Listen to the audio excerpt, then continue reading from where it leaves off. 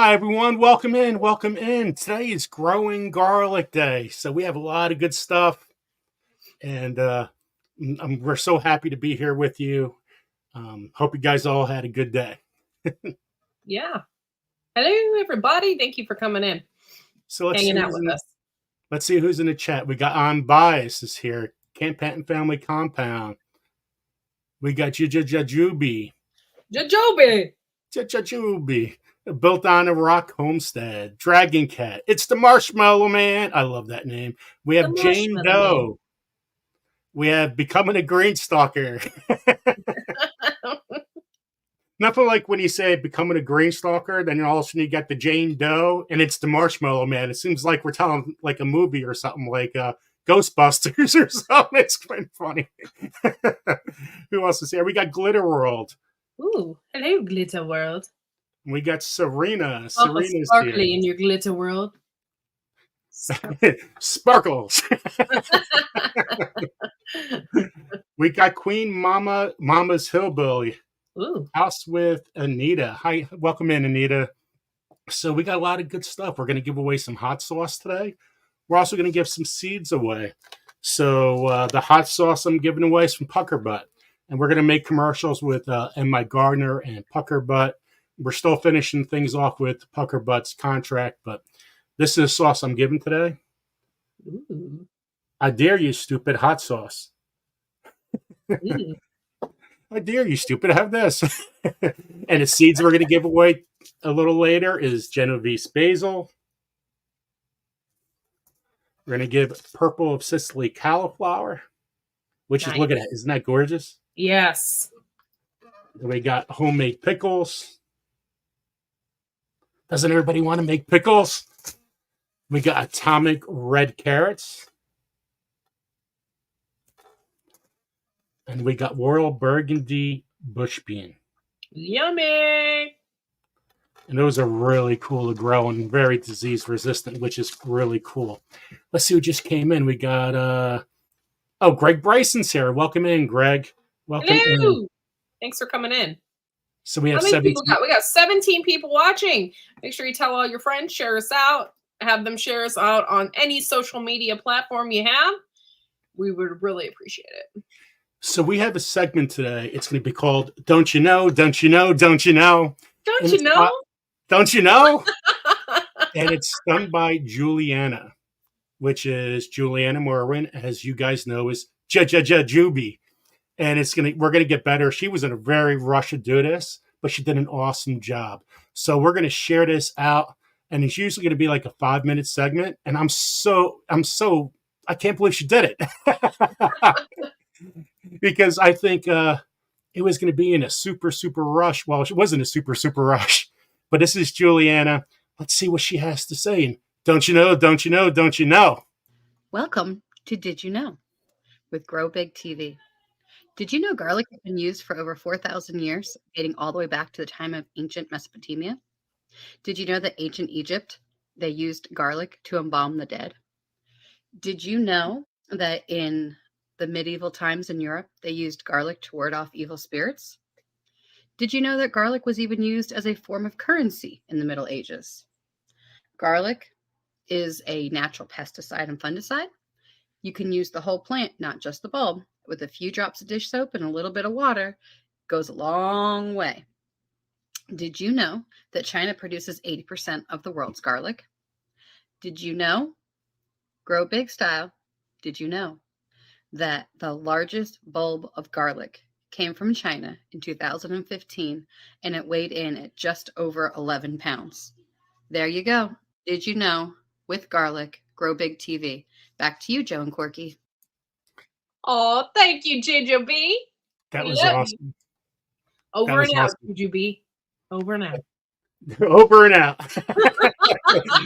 Thank you, Juliana, so much for doing that. Woof, woof, woof. I'm so happy. And it's going to get better and better and better, the Don't You Know segments. We're hoping to have Paula Ruffin, and she's going to talk about the health benefits of garlic later on. So if she doesn't show up today, it's because of a family reason, and a very important family reason. Family is always first with all of us. So if something happens to family, hey, we might have a show where we might have to cancel. And talking about family, we have a happy birthday today. And that is to Fred. It's Courtney's mom's son. Yeah, Fred turned 5 today, and he's still sick. I feel bad, but he's getting better. So I went and got us ice cream today at Dairy Queen and got him a Blizzard, and he ate that for his birthday. And then we're celebrating on Saturday. He loves Mexican food, so we're going to head on over on Saturday night to get some Mexican food because my son loves to eat enchiladas. So That's awesome. Happy birthday. It's so exciting, especially when you're 5. I remember my best birthday was when I was 7 and it was going bowling. And I'm like, I'm going bowling for my birthday. I didn't think it was going to be a great time. And then I seen these big bags come in of presents, like a big garbage bags full. Yeah. It was like 3 or 4 of them. And I was like, oh my God, this is greatest birthday ever. I think my favorite birthday was back in the day. It was really popular to have a McDonald's birthday. So I think that was like one of my favorites. And then I got my complimentary Ronald McDonald plate that I still have. Oh, that is awesome. Love it.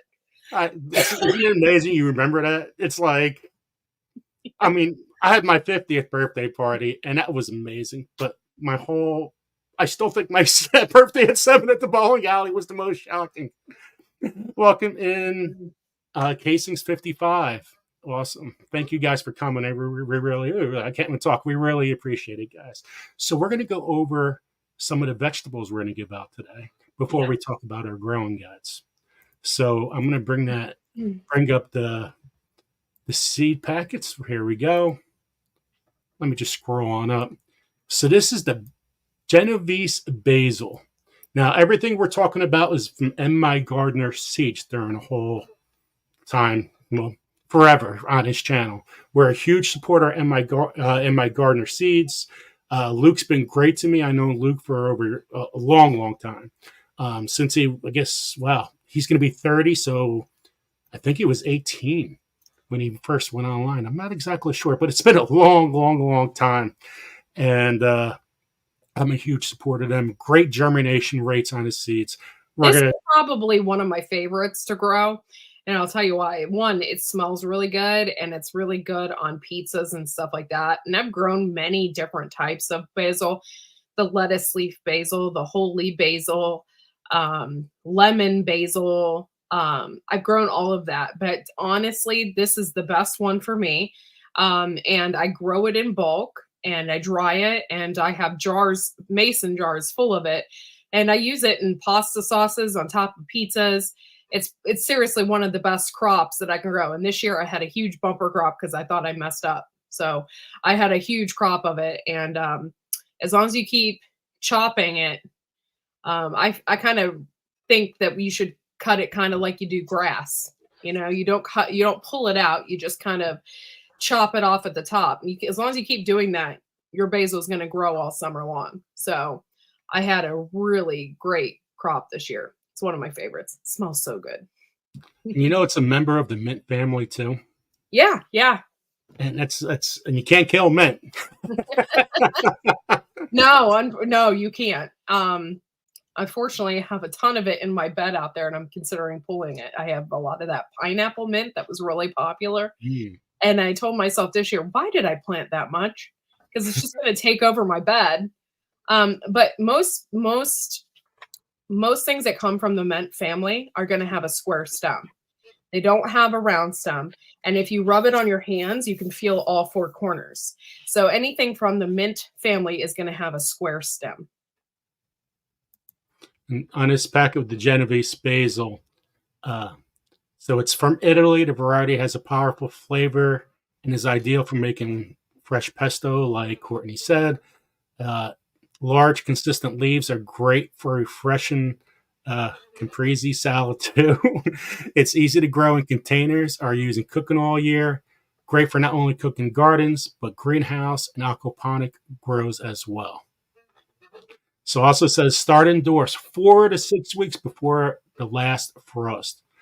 Once the frost does hit, usually just like most vegetables, it kind of it's done. Yeah. Humidity has a big issue with disease on basil plants too. I've done a lot of experimenting with basil, and I grew it by itself. And then this year, I had also grew it in between my tomato plants this year. And because they say that tomatoes and basil are a great companion plant. So I did that a lot this year, different types of companion planting. And the basil and the tomatoes, I really had a ton of basil in between my tomatoes. It really loved it there.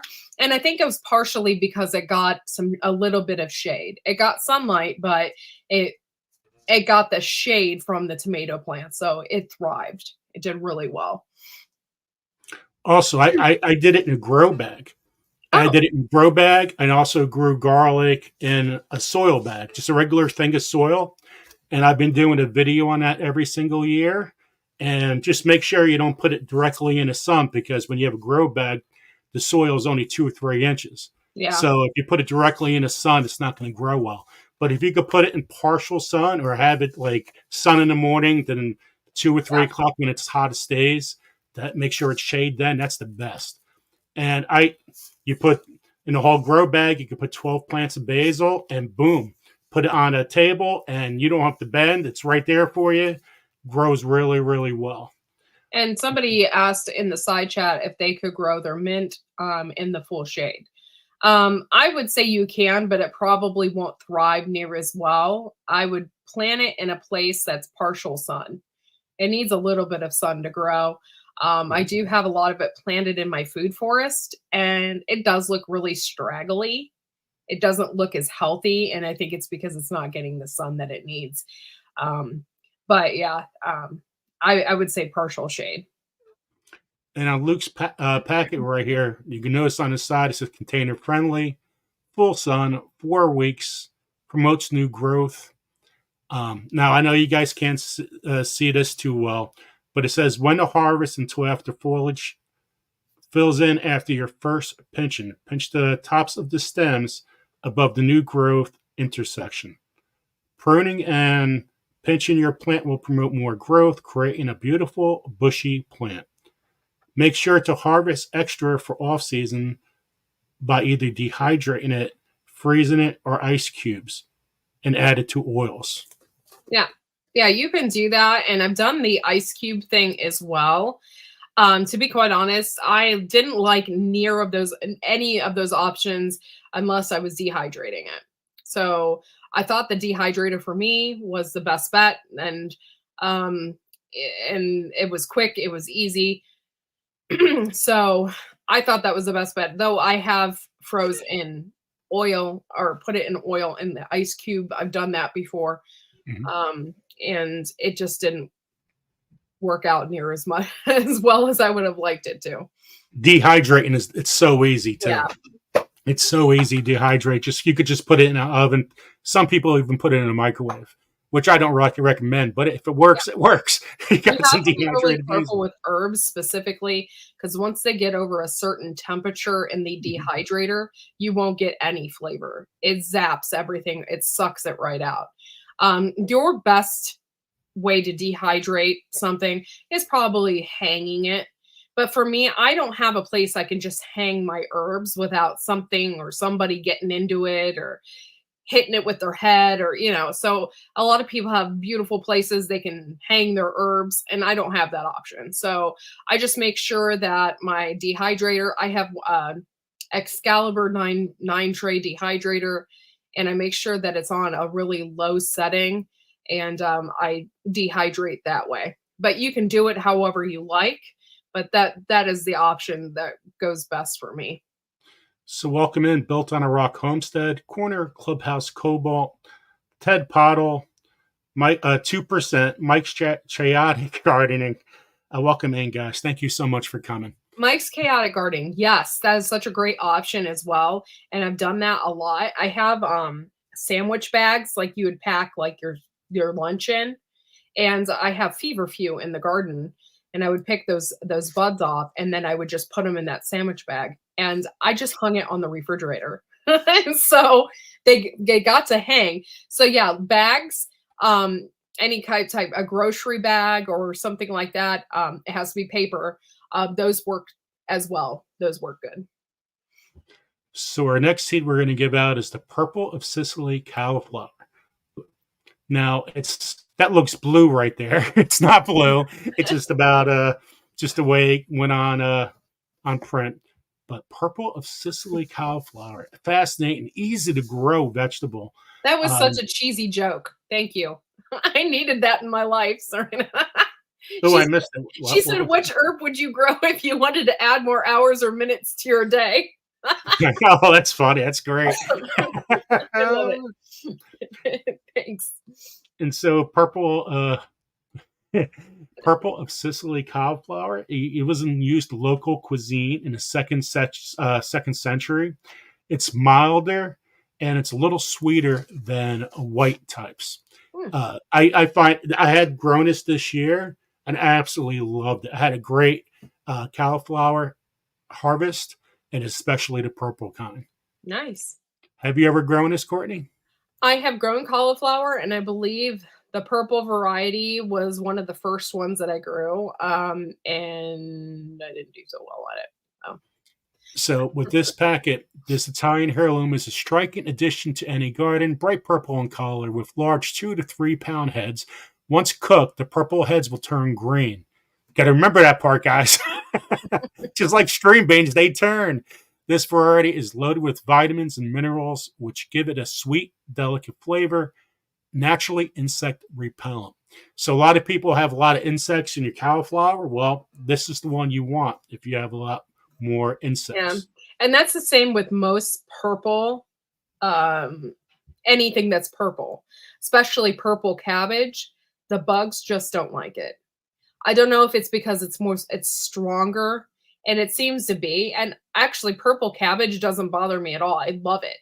But you'll notice if you grow a lot of the purple varieties, the bugs just won't go after them.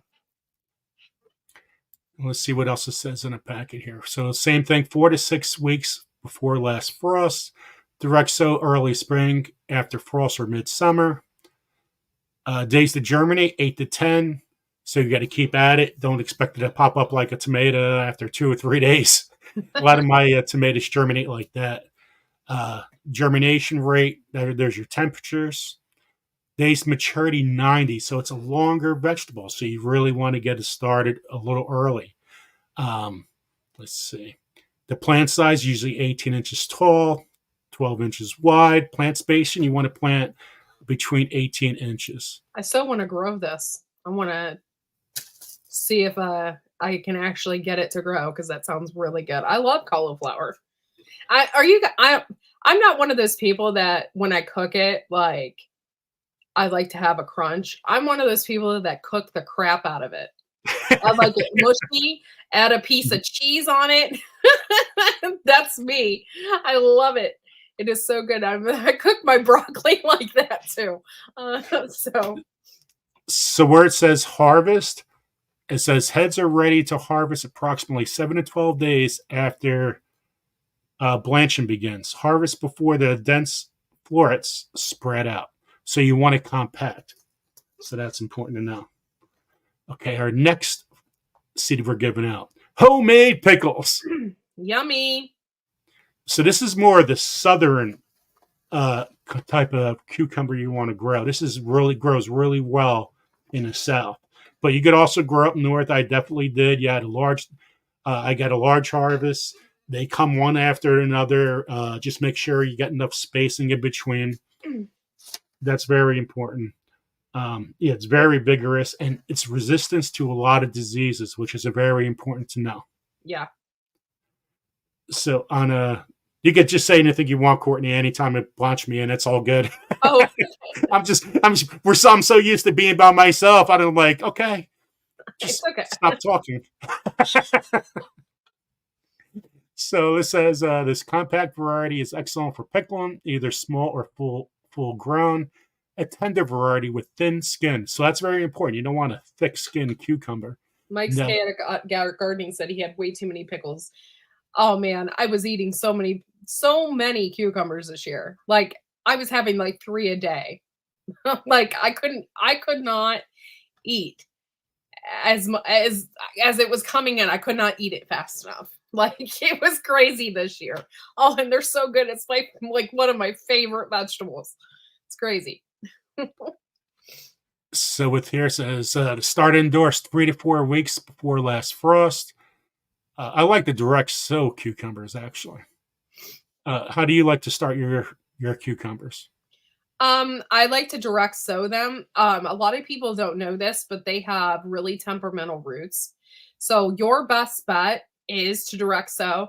Now I know when you see them in the stores and stuff, like you see them, like it shocks me that they are started in the stores, because their roots are really temperamental. So if you mess those up, you might stunt the growth. So the best option is to direct sow. Serena had a question and she said, what are the best soil conditions and humidity levels and temperatures for growing cauliflower? It's a brassica, so you're going to want to grow it as early as you possibly can. The back of the packet actually said right after your first frost, get it out there. And that particular variety is a 90-day variety. So as sooner you get it in, the better. And I don't know. Here in Northeast Ohio, I'm in zone 6B. So it's still cold at the end of May. So for a brassica and for most lettuces and root vegetables and stuff like that, when you pick them and they're cold, they're better tasting. So that is probably your best bet. And I don't know exactly where you are, but as early as you possibly can. I'm sorry, Joe. Go ahead. No, it's so good. So the days to germinate too, 6 to 10 days. A lot of times cucumbers could, if you have the right conditions, they germinate so fast. Yeah. And what did it say? Direct sow start indoors 3 to 4 weeks.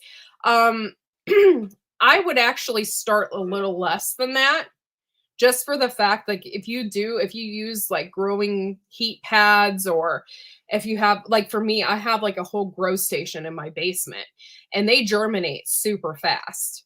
So that might be a little long. Like by the time you get them planted, they could be about 6 inches or more. So just be careful with that. Play around with it. Gardening is a giant science experiment. So you could play around with it a little bit and see, or you could probably do some succession sowing, and see how fast they grow for you. And the one thing about cucumbers, you get them so fast here to maturity. So 55 to 60 days for the homemade pickles to germinate. I mean, to grow for you, so you can pick it. Fruit size is only 2 to 6 inches. Well, they're kind of made for pickles, right? So Yeah. that's what size you want. Plant space is 6 to 12 inches, so you want that space for airflow to go in. Down here it says harvest. It says using a clean set of shears, snip the stem above the fruit to save your plant from damage. Harvest at any length between 2 to 6 inches. You don't want to keep on growing where they get really, really huge, and you don't want that bitter kind of yuck taste. You want to pick them when they're right. Cucumbers are susceptible to cucumber bugs and everything like that. So when you are planting cucumbers, make sure you're doing a crop rotation and you're not planting them in the same spot every year. Because if you do that, the bugs are just going to ravish them. And this is good to know. Here on the side over here, 1 inch deep when you direct sow, full sun. You definitely want full sun with your cucumbers. 2 weeks to germinate here. Climbing, so your trellis, you want them to climb. I love when they climb. It's actually fascinating to pick. It's so much easier to pick when you see them. I did bush variety, and I was so disappointed. I was like, no, I wanted them to climb. I was so upset. It's one of my. It's like so much fun when they're climbing like that, because you see them grow in 2 days. Like, whoa! I have like 4 trellises set up in the center of the garden. So when they climb and they get all bushy and stuff, it just looks so cool. They're so neat. And then they hang. They're just so neat looking. Definitely. So our next seed we're going to give out is Atomic Red Carrot. Look at this. Now, Cortney grew this last year. Mm-hmm. And she's going to tell us a little bit about it. Let me just do about the Atomic Red Carrot. It's the sweetest heirloom carrot, in their opinion.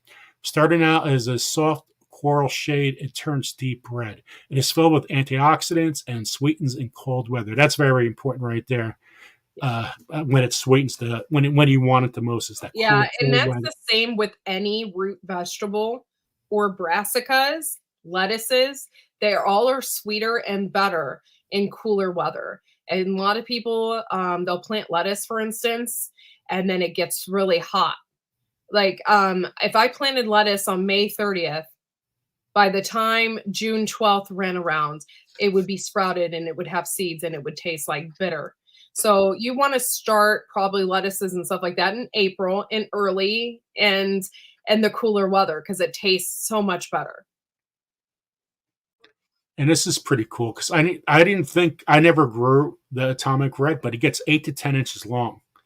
So that's pretty fast. And that's awesome. I thought they always got about 7 inches. I didn't realize it was 8 to 10. Yeah, they get pretty big, but I've never grown an 8 to 10 one. I would say maybe like 4 to 5 inches. Okay, that I've makes never a little gotten more them sense. that big. And it's mainly probably because of my soil. They probably reach the bottom of my bed or they reach a rock or something in there and then it stunts the growth, but I've never gotten them that big. So we got a couple other people that just came in. Kimberly's here. We got David Gray, Milk and Honey Heritage Farms, Wanda Moses. Welcome in, guys. And if there's becoming a grain stalker, if we didn't say hi to you, sorry about that. We just missed it. But there's 28 people in the chat right now. Barb Brownlee just came on in. Thanks, Barb, for coming in. Thanks, 2%. Kimberly, thank you guys. And David Gray, appreciate you. And so when you plant these, you want to be in full sun, a 1/4 inch deep. They're cold tolerant, 4 to 6 months to harvest. And with carrots, I like putting a board or cardboard on top of it when I start growing because you want to keep moist. So Yeah. that's anything with any kind of carrot. I've also done a piece of wood. So if you have like a piece of wood hanging around or something like that, that is the best bet. And it's not just for keeping the soil moist. If you plant the seeds and then you put that board on top, it actually, and if it rains, it keeps the seeds from washing out. And then it messes up your seeds. If they grow on top of each other, then they get all twisty and weird looking. So if you put a board on top, it keeps the seeds in place. And you can water that board up to a week, keep peeking in there. And then if you see that it's sprouted, then you can remove the board. And you could do that with what Joe said with cardboard as well. And yes, if you grow these, they stain everything. So they're really sweet. So my suggestion is to make them into a juice or put them in with your tomato juice and make a really sweet tomato juice. It will turn it a darker color, but it looks really cool. And if you throw it in with a turkey or something, you'll have like a red purplish turkey. So just letting y'all know. And because it's a red variety, it's great for cancer too. So to fight against some cancers because you have the extra lycopene in it. So that's very important. And then down below where it says harvest, begin by loosening the soil around the roots. Grasp the base of the carrot's grains and pull straight up, doing your best to keep the greens intact. These carrots mature roughly at the same time. You do not need to harvest all of them at once. You can use the earth as a storage option prior to heavy freezes. Serena, I do that. And in fact, I have carrots out there right now. And yes, I will hold them all winter. I have a video on it where I've tested my carrots right after the winter to see if they were sweeter. And yes, they were sweeter. They tasted really good. You can use that as a storage as well. Just leave them in the ground because they're going to stay good all winter long, right in the ground, versus picking them and then you don't know what to do with them. So you can use it as a storage as well. And I forgot. Oh yeah, by the way, y'all, you get a chance to win these seeds. So if you're very interested, you're going to get a chance to win them tonight. So. And the last seed packet before we do a little contest is the Royal Burgundy Bush Bean. Welcome in Urban Garden Chronicles. What a great channel that is. Okay, I know it doesn't do any justice here with the picture, because they look green, but Royal Burgundy Yeah, Bush. look at that picture. That is amazing. And typically most beans, when you put them in and we go to saute them or cook them, they turn green instantly. They don't keep that color. Who was it that had a question? Wanda. Can I grow carrots in a grow bag? Yes, just watch your length. My suggestion, if you're going to grow carrots in a grow bag, I would grow some Nantes or something, fingerling carrots or something like that. Something that's not going to want to grow all the way to the end of the bag. Because if that's the case, then you're probably going to get some weird, funky carrots. So with the Royal Burgundy Bush Bean, it's they started originally in Central and South America. It just only started becoming popular in the 1980s in the U.S. Otherwise, they weren't around. They have a slightly nutty flavor. Mm-hmm. They grow about 4 to 6 inches, and then it's another good disease-resistant plant. Yeah. So what Luke put in a package here. Dark purple, round, and stringless. These are stringless, which I absolutely, when they're stringless, yes. They grow about 5 inches long. For anyone trying to get their children to eat vegetables, this gorgeous deep purple variety magically turns green when cooked. Just like Cortney said, children will want to taste after they watch the transformation. Well, I don't know about that. Yeah. My son will take one look at it and go, no, he's not going to eat it, but I will eat it, and it's scrumptious. It's funny. When I started eating, where your kid eat the canned vegetables, where string beans so soft, I love that. I always love the taste of that. My son, too. And then all of a sudden you have a vegetable out of the garden for the first time. You're like, that's not a string bean. Don't trick me. It might look like a string, but it's not. Yeah. For things right out of the garden taste completely different. I think carrots taste completely different right out of the garden versus buying them in the store. So yeah, you'll be surprised what things really taste like. So if you, for instance, you don't like a specific vegetable, try growing something that you don't like, and tasting it from the garden and see if you really like it, because it's a completely different thing. Completely different. Same thing with Brussels sprouts too. I love Brussels sprouts. They're so good. And okay, so it says start indoors 2 to 3 weeks before last frost, or direct sow after last frost. Now, if you're growing beans, guys, please just direct sow. You don't need to start them anywhere. They're very easy to germinate string beans or any kind of bean. Yes, very easy. Yeah, and you could just direct sow these because they will pop up so fast. I did the dragon tongue bush beans one time, and I had just enough time before my last frost date, and they grew in 56 days or something like that. It was the shortest period, and I did it towards the end of the year, and they were it was getting cold outside, and they were just getting sweeter, and they were just so good. It was probably the best year for it. And yeah, so think about that. Look at some of the shorter time periods and pop some in right before your last frost date. See if they taste different. Now, I'm surprised Luke put 8 to 10 days to germinate, because usually my string beans germinate in 5 days, around 5 days, without a doubt. The maturity, as Cortney said, this is only 60 days, so right around what Cortney said. Plant space it out between 6 and 8 inches. Sometimes you could maybe even 5 inches, but because it matters if how many times you want to harvest, because they do come back. So depending on space, sometimes if I want to just do one set, I kind of just pull them, and so I get them a little closer. Mm-hmm. Plant size 16 to 18 inches in a bush. In the back where it says harvest, bush bean varieties produce to their yield all at once. Okay. Cut this stem just below the bean for best success. If pulled out, you run a chance of breaking your plant. Get it kind of snap, right? Yeah. And that's it for those. What we're going to hand out. So what did Here you we guys are. think about that?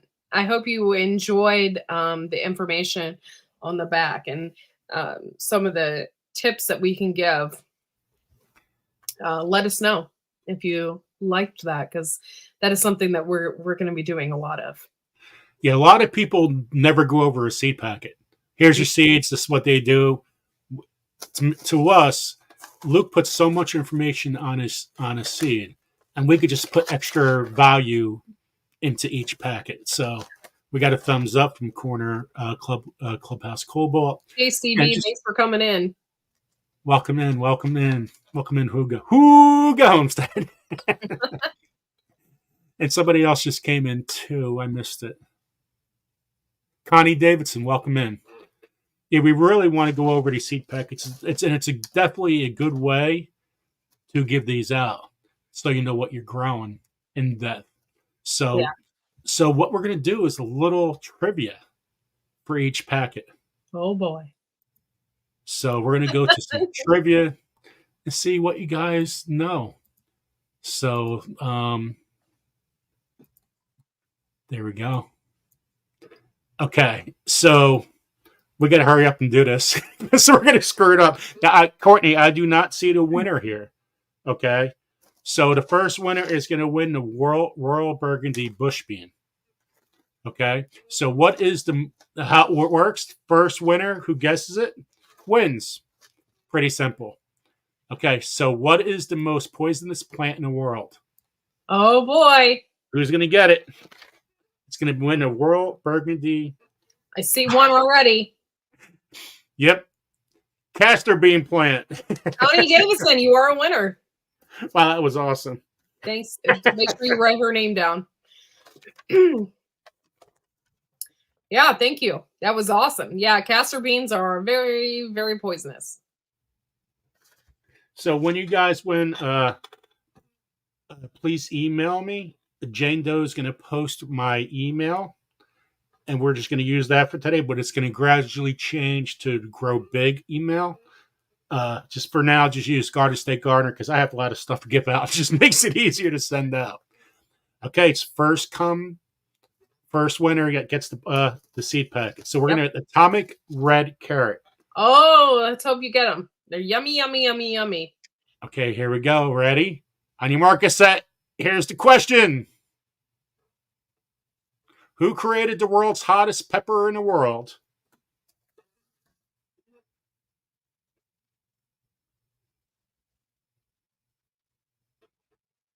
Joe. David Gray. Got it. Ed Perry. Boom. Boom. So, we need a boom button.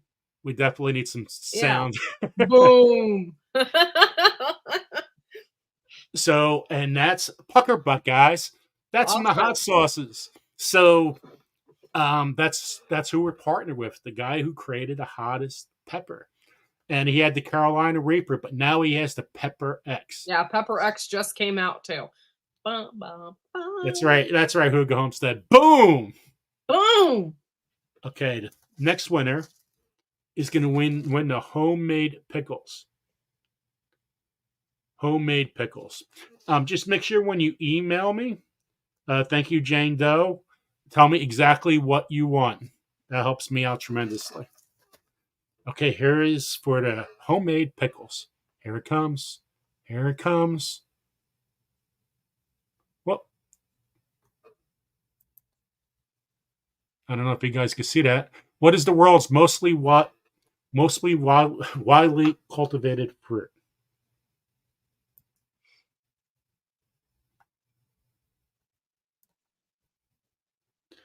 Boom! That's how we go off the winner. Tomatoes. Look at those people. Bam! Bam! You got a bam instead of a boom. Bam! Bam. So congratulations to Mike. Mike, you won some cucumber seeds. Homemade pickles. Congratulations. It's like super. I forget what the Scovilles are on Pepper X, but it used to be the Carolina Reaper was the hottest. So Pepper X is a step above the Carolina Reaper, guys. It's way hotter than a ghost pepper. It's not even close. Not even close, actually. I could eat ghost peppers.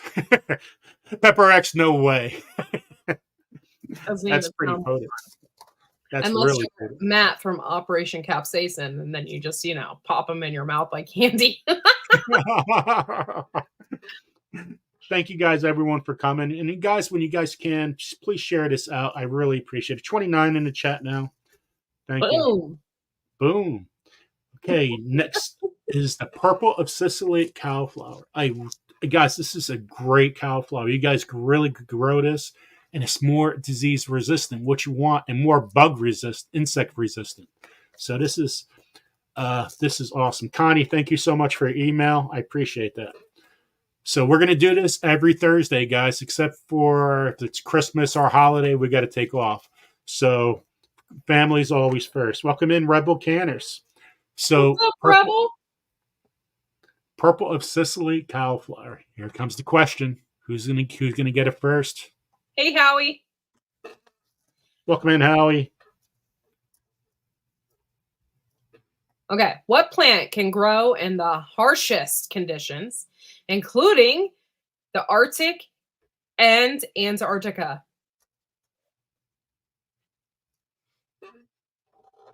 Did I freeze? Did my voice freeze? I knew. No, you're good. You're good. You sound good.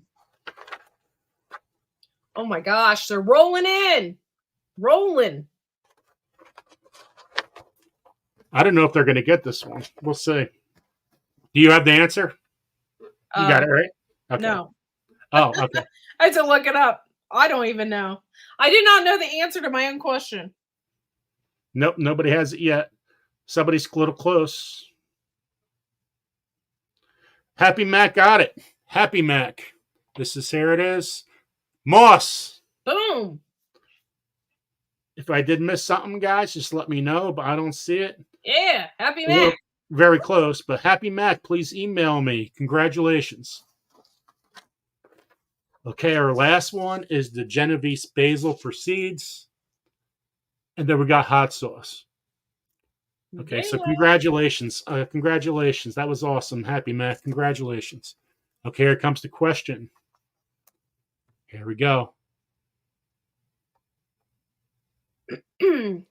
What plant can remove indoor air pollutants according to the study conducted by NASA? Thank you, everybody, for coming. 32 people in the chat. Woo.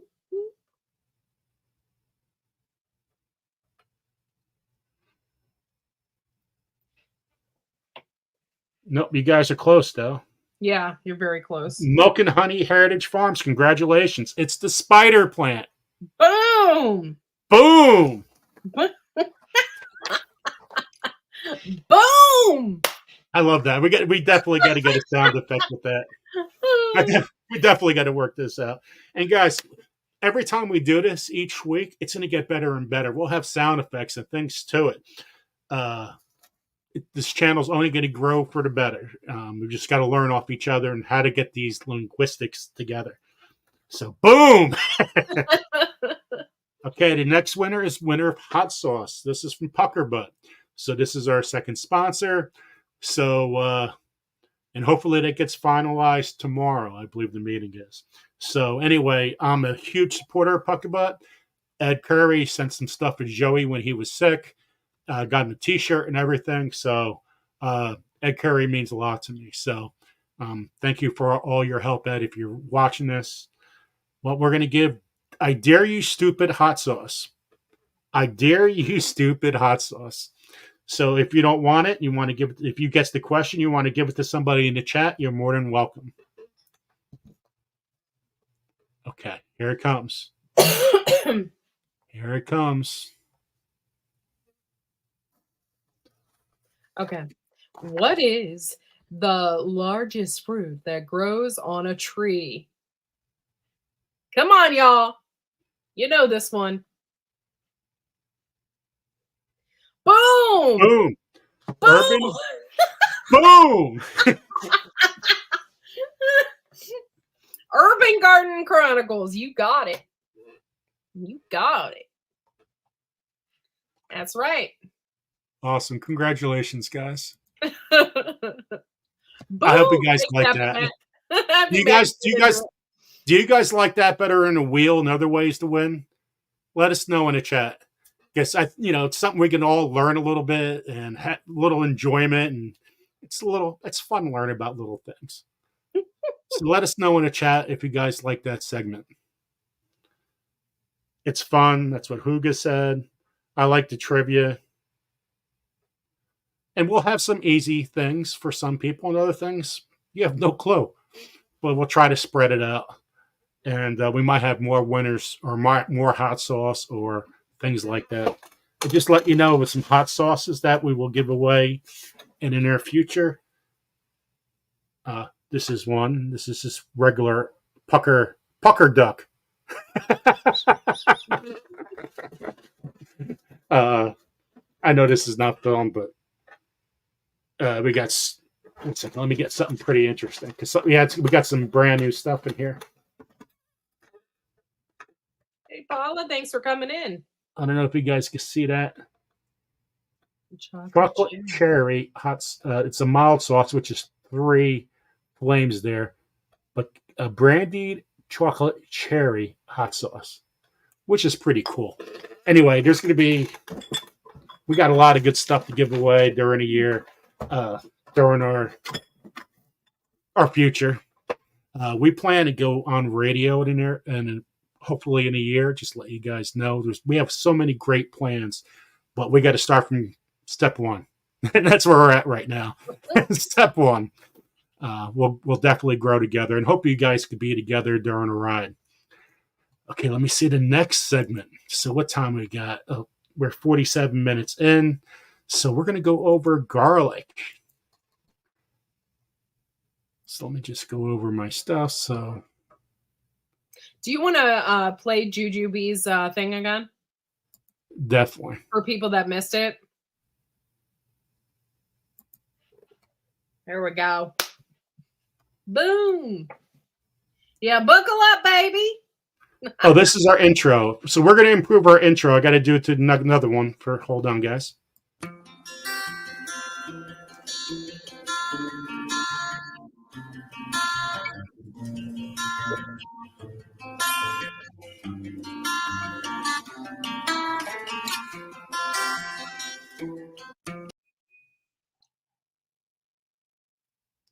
So that's a little with their intro. Technical issues, guys. That's the reason why when the show didn't begin the show. But yeah, show us your garlics. I want to see your garlics out there in the chat. Let's see it. And then we'll show you our garlic.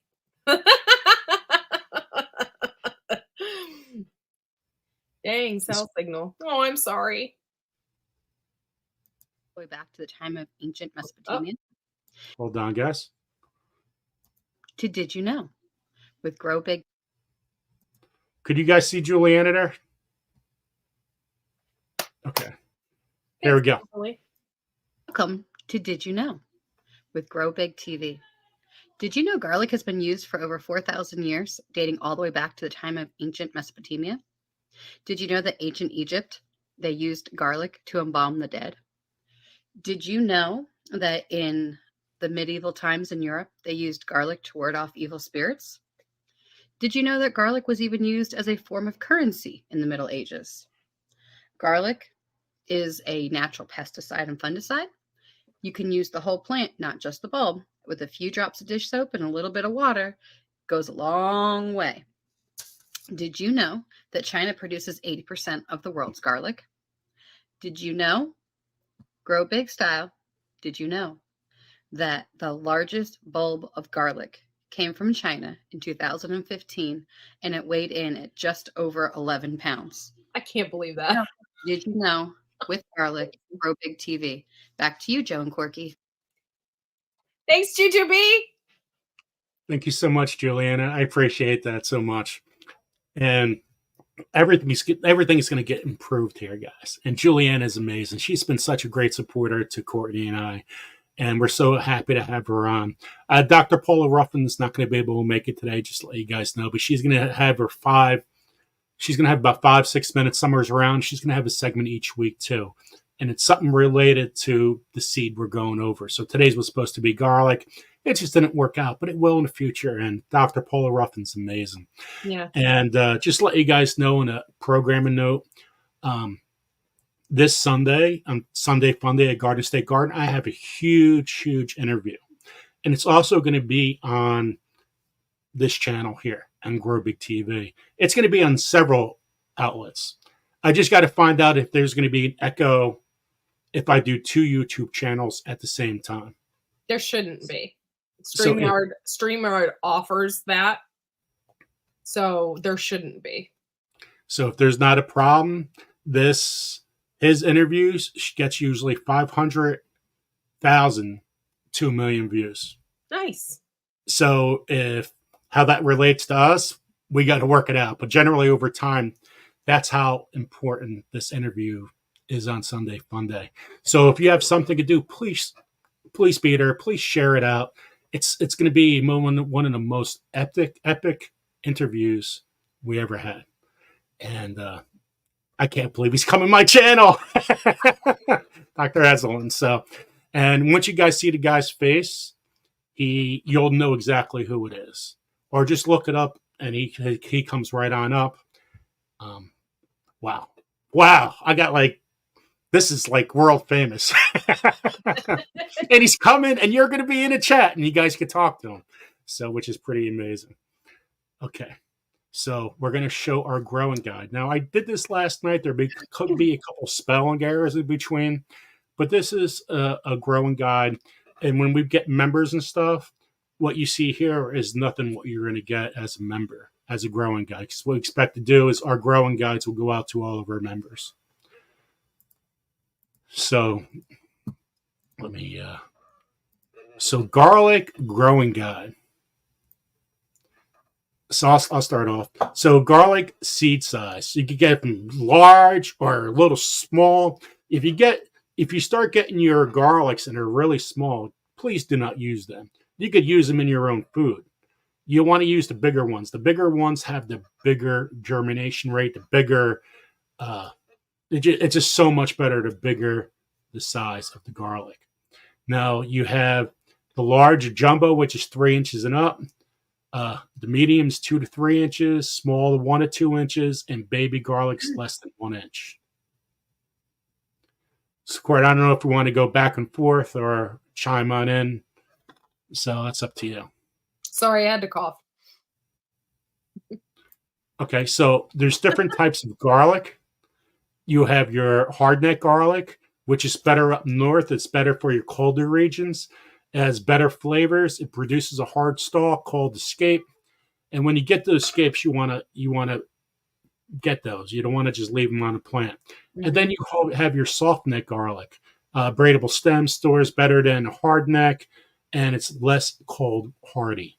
So it's more of a southern type of garlic.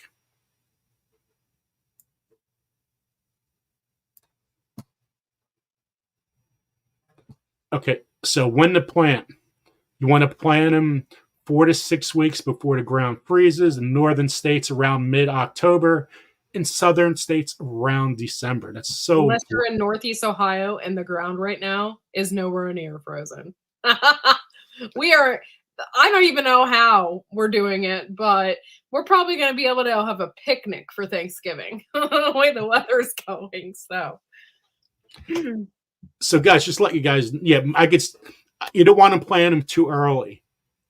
You want to have them just a little before frost. You don't want them to grow out of the ground right away. A lot of people plant way too early. And as this is from a regular garlic guides, when to grow garlic. We're going to change off this plant a little bit, what I typed up, but this is in general how you could grow. So which is important. Now you could also, if you don't have a chance to plant them in the fall and like, oh man, it's too late. It's already spring. If you leave them not in the freezer, in the fridge, you still form that bowl, but it's not going to be as big as you left it outside. So that's a big key. But you don't, just make sure you don't put it in the freezer. I did that one year. And my wife found it. She goes, "What is this in the freezer?" And I had like dirt in it in the bag. We've tried stratifying garlic like that, and Mhm. it didn't work out very good for us. So the best thing to do is to directly put it in the soil and just wait for the ground to be colder so it doesn't sprout. That's why mine's not in the ground right now. It was like 65 degrees today.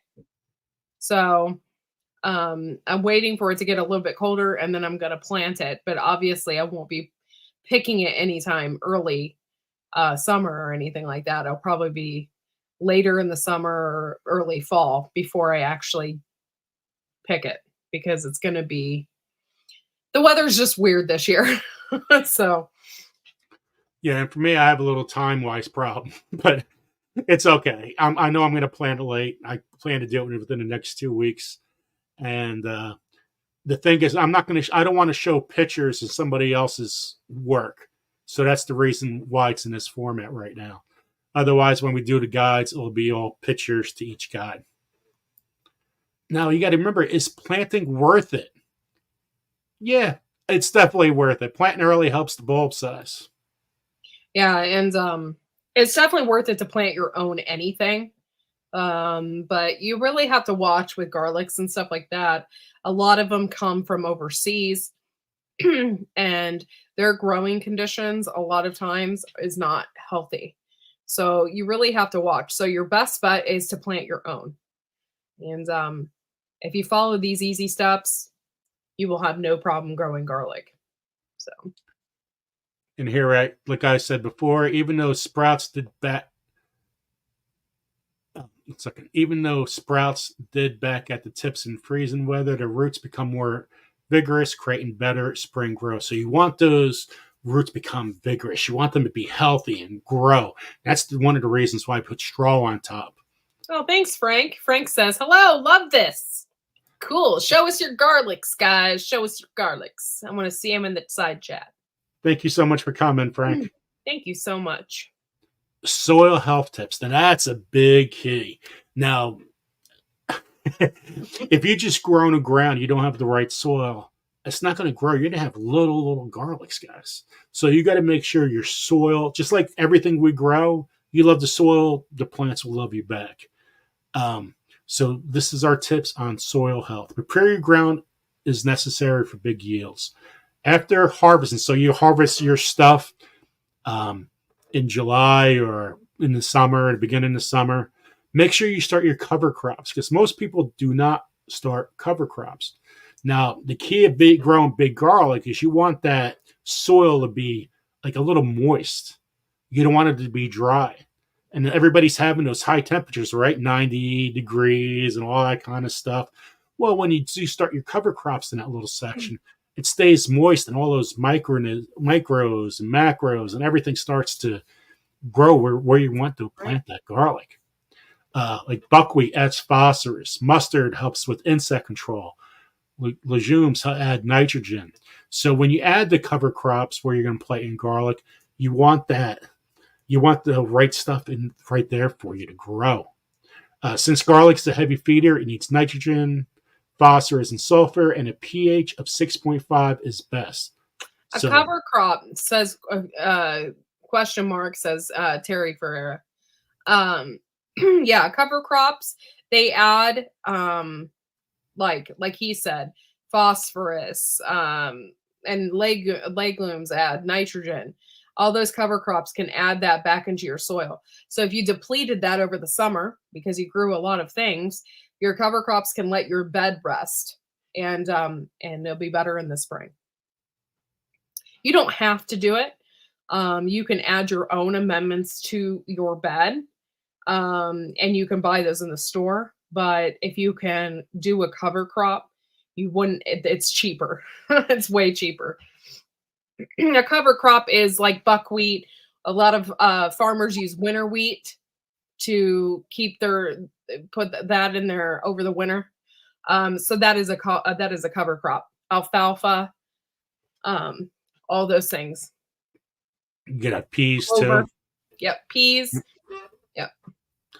Yeah, cover crops are very important. And what's going on now with a lot of farmers?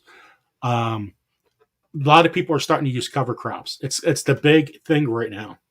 I guess everybody wants to get. There's too much. Everybody's starting to realize fertilizer's killing all our fields. So now we're trying to fix those fields and do things the correct way. And it's getting Frank, a lot more. we're not doing a wheel. We did trivia.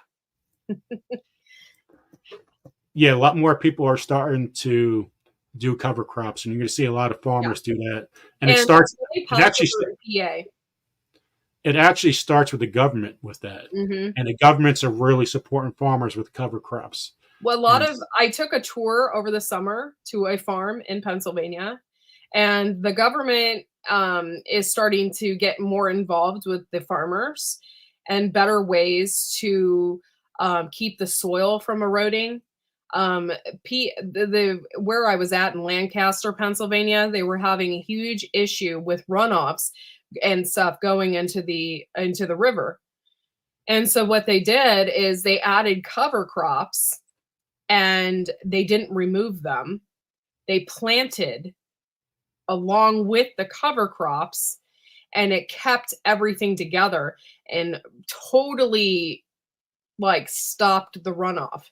So the river, I forget what specific river it was right now at the top of my head. The pollutants went down I don't know, 80% or something like that. It was a ridiculous amount because they had cover crops stopping erosion. It's really interesting. So they can do a lot of things for the environment. So yeah, a lot of these fields are just dead. Nobody could grow in these fields anymore because of the fertilizer they put down or pesticides and everything else. It's they had a thing with how many acres of land, and it was you wouldn't believe how many acres of land are just done. Jujubee, I want to say the Potomac, because what it was is they had a lot of little creeks and stuff that were getting really, really polluted, and then that was running off into the main river. And then their fish were dying. Nobody could even touch the water. I mean, it was really bad. So they started using cover crops to keep the soil and everything together and to keep things from eroding and running off. And it has worked. So we're going to actually have an interview with somebody with cover crops. Nice. And so I'm actually thought about doing that for my Garden State Gardener channel, but I think it's important to have here. So we're going to do it here instead. It'd be better because we all got to learn. I got to learn. Cortney, everybody has to learn. We're just starting to get in. Because I don't think many people have grown cover crops. Yeah. I know I haven't. I got seeds for it, but I have never grown cover crops. So it's better to have somebody that has done it for a couple of years to actually master it and see success to talk to everybody about it. 3 weeks before harvesting. Oh, this is very important. So when you're getting at the end of the season, 3 weeks before you were thinking, okay, you know what, I got 2 or 3 weeks left. Make sure you stop feeding and watering. The stress on a plant increases the size of the bulb, and it puts that protective wrap, that wrap around the garlic, and it puts it around the bulb. So that's very important to know because most people just keep on watering. Yeah. After harvest, get your soil tested before adding cover crops. So just like we're talking about, you get your soil tested. So go to your ag center or your state cooperative center and just get your soil tested. Then you know what to add to your soil. You can't guess on it. Or you come buy your own little gauge and you can find out what your soil is. You can find those at Home Depot or any kind of shops like that. So that's important. So you always want that soil balance. So if the soil is balanced, the plants can unlock the minerals found in the soil and cut down on weeds. Now, that's very important to know. Let me read that again. If the soil is balanced, the plants can unlock minerals. That's very key. Unlock your minerals found in the soil and cut down weeds. Boom! So you look at Boom, it just like that. just like that. Anytime you cut down weeds, you got to be all for it. Now, using compost. Compost biology includes, so that's what you're adding to your bed, includes beetles, nematodes, worms, mites, and fungal spores. All of this helps to produce a healthy soil that is diverse with life and able to buffer around disease and pest. And know your compost, know where it comes from. Horses do not digest herbicides. So if you're getting your horse manure from horses, make sure you know what they're eating. Yeah, not all compost is created equal. So compost is great. I would follow Elaine Ingram. She's the compost queen in the world. Go check her out. Anywhere's on YouTube. She's on almost once a week somewheres. She's the queen of compost, Elaine Ingram. And that's how you grow and know what compost really is. But if you don't, just it's pretty simple to make compost, right? You got your greens, you got your leaves, you need both space, got to keep on flipping it. That's just something very simple anybody could do. Any notes on compost, Court? I don't. What, me? What? I'm sorry.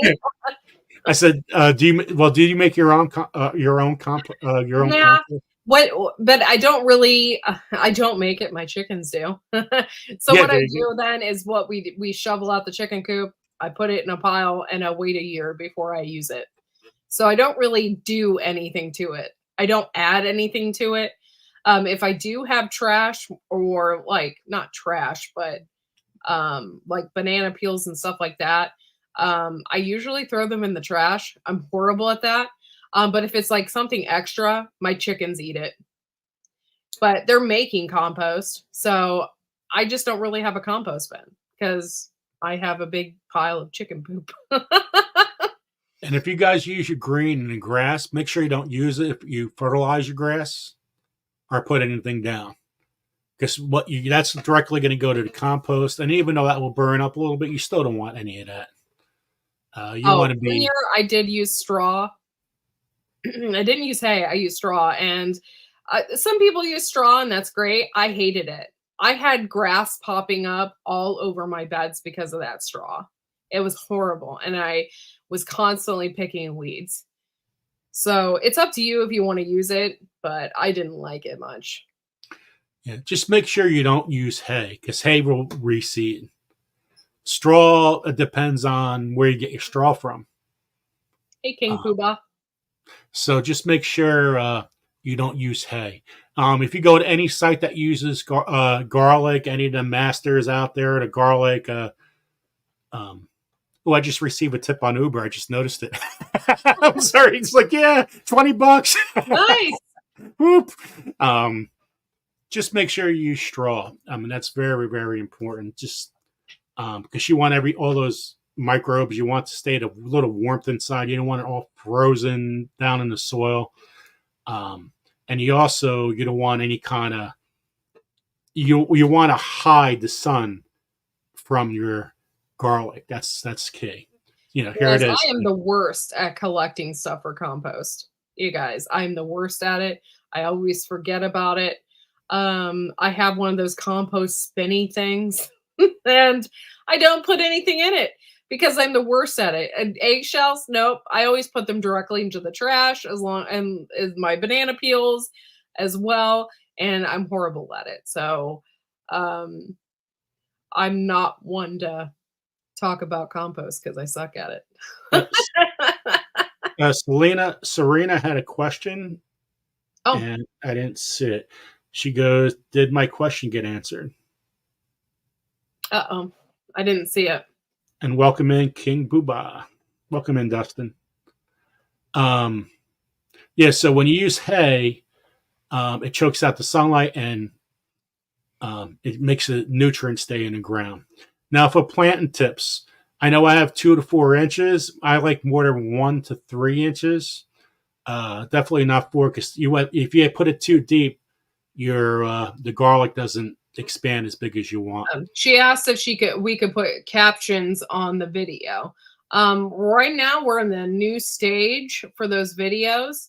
I think eventually we'll be able to, but not right now at this moment because we're just now trying to figure this stuff out, guys. So Yes, we'll caption it next time. Okay, we'll do our best we can. Any suggestions, guys, for this for Grow Big TV? Let us know. We're open to anything. Any kind of improvements we can make. That's what we're doing with our program. And every show, our plan is to get better and better. Okay, so planting tips. Plant seeds around, I say, 1 to 3 inches and 4 to 5 inches apart.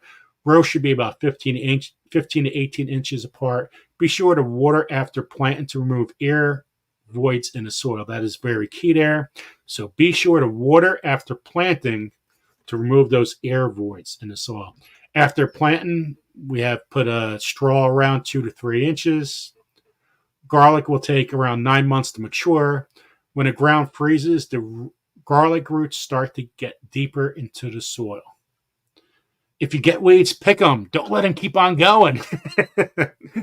You don't want those weeds because once you stop picking weeds, what happens? They just keep on going and going and going. Mm-hmm. And before you know it, what happened to the garlic? I don't see them anymore. They're gone. Garlic loves moist drainage soil, 1 inch of water per week. Garlic also doesn't like large amounts of rain, so you just want that moist. You got to make sure it's the right combination. Please be careful about watering more than 1 inch per week. This is pretty cool. Soaking a garlic seed will help in fast root development. So I've been watching all these channels about garlic, and a lot of people just start them inside and then take them out. Just that, the new techniques and doing something different. It's pretty crazy to me. I think it's more complicated what they're doing. But if you just, here it is. If you put a bucket with fish emulsion and water and let the cloves sit for 12 hours, and then after that you want to remove them, then put vodka in it for 10 minutes. Then drink the vodka. No, I'm just joking. That will kill any bacteria or mold on a clove. So you get a really healthier clove. When planting garlic, do not peel the cloves. So you know how it gets all those cloves and it looks a little messed up? No, you don't peel them. Just leave them. Yeah, you want to make sure they're hardened off. Plant in full sun. You don't want to plant and get mildewed and disease again. So you want to plant in a full sun and you want to get them started ASAP. You can put your cloves in the refrigerator. Will not get as big as planned, just like we talked about before. Make sure you don't put the cloves in the freezer. If you use fertilizer, use a balanced blend. Like a lot of users grow with a 10-10-10. And garlic harvesting is usually in June to mid-July. When you have hard necks and they finish gaping, you have 3 to 6 weeks before maturity. And when you have escaping, make sure you pick them. Garlic takes 9 months. That's when they become mature. Bulb size increase in the last 6 months of growth. I have hard neck and I have soft neck this year. I'm excited. I've never grown hard neck before, so I'm kind of excited about that. It should be last 6 weeks. I don't know why it's months, because at the end, that's when they really increase in size, the bulb. Signs that garlic is ready to harvest. 5 or 6 green leaves. See, this is where my fat fingers and late night at 12 midnight doing this got me. 5 or 6 green leaves remain on top of the garlic plant. 50% of the plant has yellowed and died back. Hardneck flower escapes lose their curl and point straight up. So that's when you know when your garlic is ready to harvest. Harvest garlic about 3 to 5 weeks after removing garlic flowers, known as scapes. When harvest, don't pull up the plant. Use that pitchfork to pull them up, and it'll be a lot easier for you when you guys pull. So that is our growing guide. I know it's a beginning guide, and when we get those things to members, there's going to be so much more stuff to it, especially our pictures from our own garden. And yeah, we're almost, it's 8:17. Is there any questions in the chat?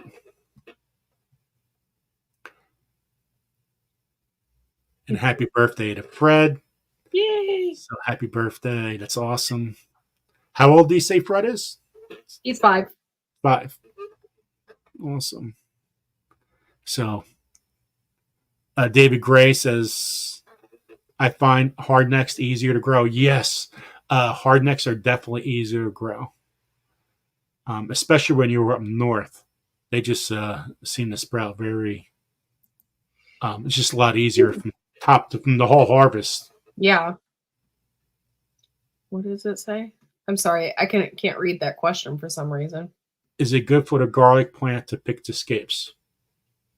Yes. Yeah. You don't want to leave the scapes completely. Yeah, you don't want it to. It's a root vegetable, right? So you don't want it to put all of its energy in the top part of, and that goes with any root vegetable or things that you're planting in the ground. So you don't want it to put all of its energy in growing that scape. So it's best to cut it off so it grows more underneath versus on top. And that's the same with carrots, all of that. So Dusty Flat says, I don't find a need for soaking. They're going to be a bacteria mold in a garden. Well, that's the reason why you put the vodka in it to kill all that stuff, to make sure it's nice and clean. So they bulb up, they're getting ready to get there. You don't really need to do it. But by using a vodka after that, that totally cleans everything out before. And you use vodka because it's food grade. You don't want to obviously use bleach or something like that. You're going to want to use vodka because it's a, you can drink it and not die. So, and it's a good reason to have vodka in the house too, without yeah. Your kid, what is that for? Most all of you out there are probably making tinctures or something like that. You have vodka sitting around. So we're just looking for any other questions.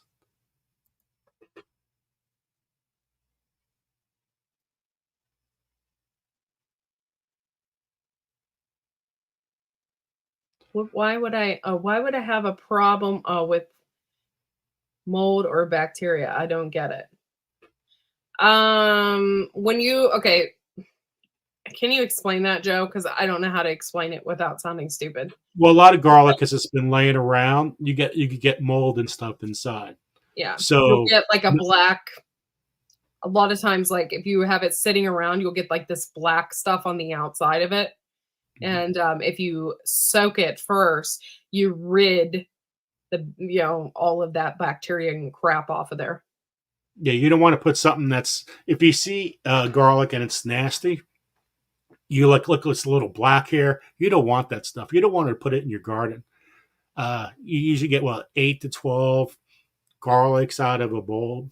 So you want to choose the best garlic, period. That's the reason vodka is very important. So Serena gets squash bugs in a garden. I'm growing garlic, and now I mulched it with cedar mulch. Will a garlic repel any squash bugs that are buried in the ground? No, I don't think so. It stinks, but it's not going to repel anything in the ground. If you want to repel something, I make a lot of sprays out of garlic. So my suggestion is to grow a bunch of extra garlic that you're not going to eat and save that aside for making a spray for the garlic, for your garlic spray in the summertime.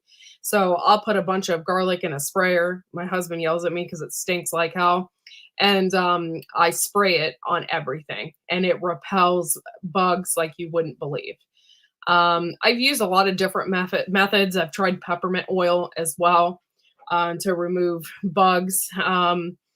But yeah, the garlic spray, if you use that from the very beginning, even before you even see bugs, you won't have as many. Now, I'm not going to say it's going to completely take them out. You're going to have an organic garden and you're going to see bugs. However, if you spray that, you're going to have less bugs. I'm not going to say that you're not going to see them at all, because you probably will. But if you spray that, you're going to repel a lot of that. And garlic does help. If you plant the garlic there, it would help repel some of the squash bugs, but not all of the squash bugs. I've used chives as well. So if you didn't plant garlic that year and you have a ton of chives and you don't eat a lot of them, you can use that and make a chive spray. And they don't like that smell either. And that is one thing I've learned with companion gardening is you can actually make a chive spray and spray that on your cucumbers. Cucumber bugs do not like that smell.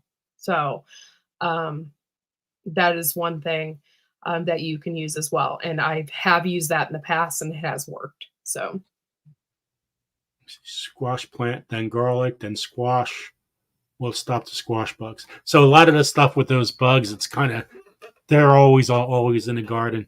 So just, yeah, definitely you want to change it up for sure. That will definitely help. But garlic spray, like Cortney said, it's really good, guys.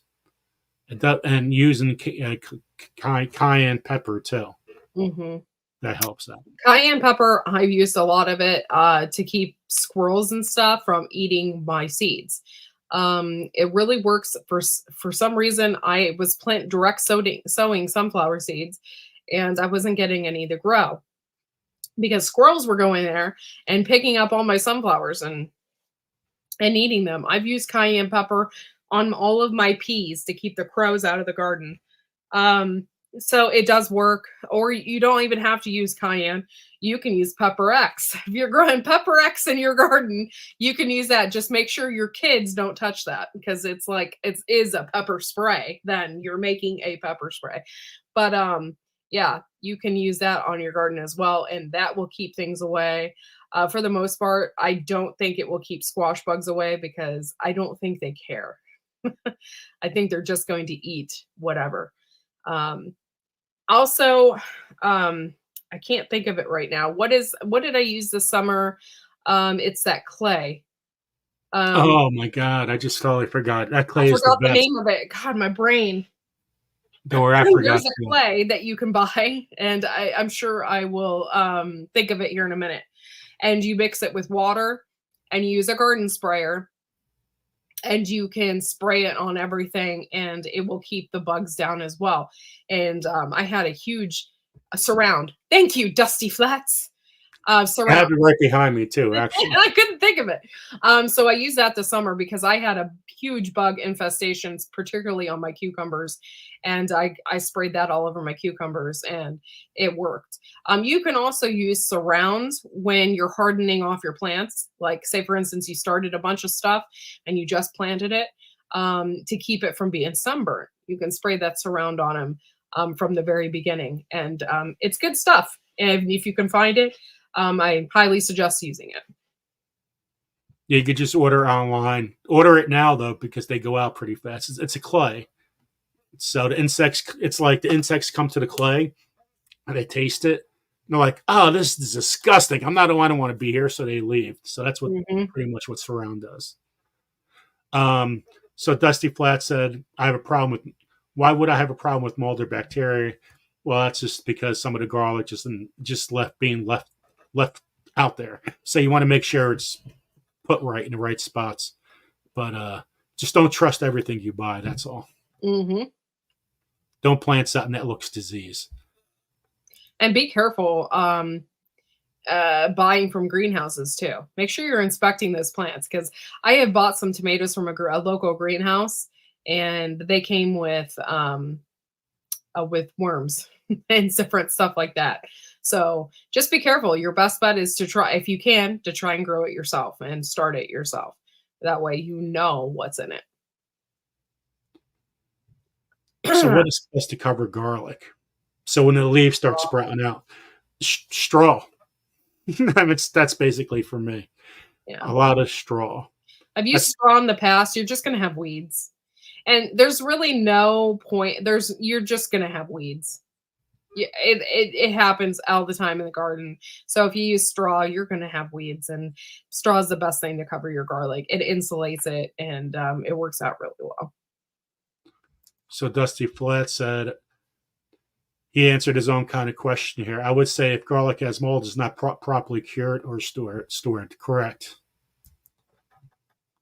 See what other questions. Oh, Fox at Outdoors here. That's Cliff. How you doing, Cliff? Hello. Good to see you. Then there we go. Surround. It's called Surround, Wanda. And yeah, here we go. There's the clay. Perfect. It's the best stuff to use, guys. Especially you have your in the beginning of the season, if you're growing your spring and everything's starting to come on out, just put a little bit on, wash it off. You have apples, it works great with fruit trees. Excellent with fruit trees. I'm definitely spraying it on my fruit trees next year. That's what most people do in the organic industry with any kind of fruit trees. So I'm looking for other kind of questions before we end. It's already 8:20. Oh, 8:28. What kind of clay was that? That's it was just, I just showed it. That's the clay. Okay, guys. So that is it for today. Thank you everyone for coming. I really appreciate this. We really want this channel to grow. We're going to have some great interviews every single Tuesday. And we're talking about mushrooms next week. So that's going to be it's going to be awesome. I can't wait. Mushrooms are so good for you guys. Whether you're just eating them, or if you're taking some kind of supplement, mushrooms are super good for you. And I can't wait to interview these dudes. Can't wait. It's going to be great. Yeah, and after the mushrooms, we're talking about growing the biggest vegetables this year. And we're going to talk about some of the contests we have. But we have Kevin 40, and he has world records with vegetables. And that might be pre-recorded because he's in the UK. But if we do pre-record it, we're going to be live talking about things in the chat and making it look like it's happening at that time. So I'm just looking at it.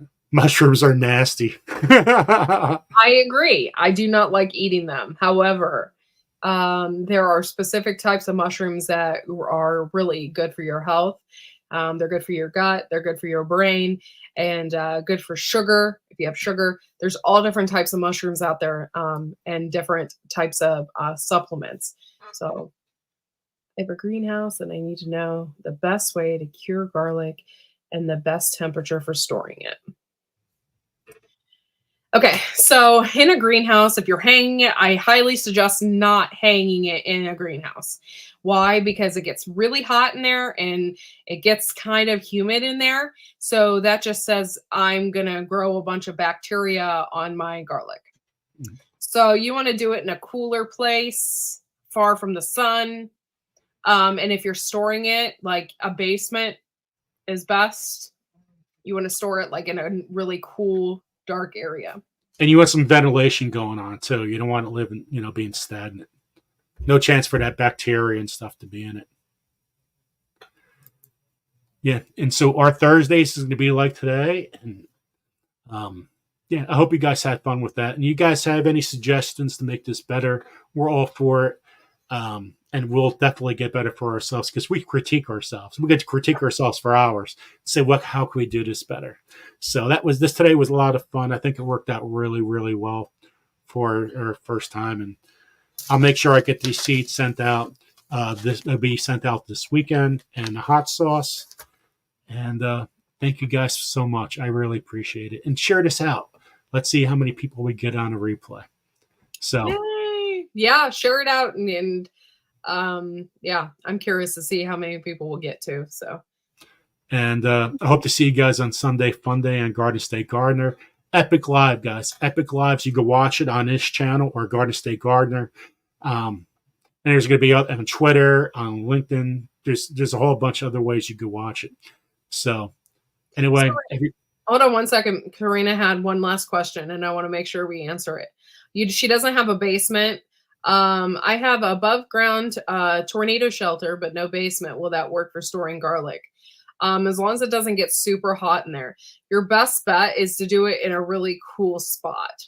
So if you have like a porch that's cooler, you can do that. And I've known people that had like little shelters. I think Terry King puts it like in a little shelter, you can do that as well. So, but yeah, if you don't have a basement, just put it hang it in a cool place, garage, um, something like that. And I'm sorry you don't have a basement because that makes things easier. Okay, guys. Well, thank you guys so much. We appreciate it. We appreciate the love and sharing and all that kind of stuff out. And we're really hoping you guys create a community here with other people in the chat too. So, everyone, have a great day and a great night, I should say. And we'll see you soon. See you later. Bye, y'all. Bye, everyone.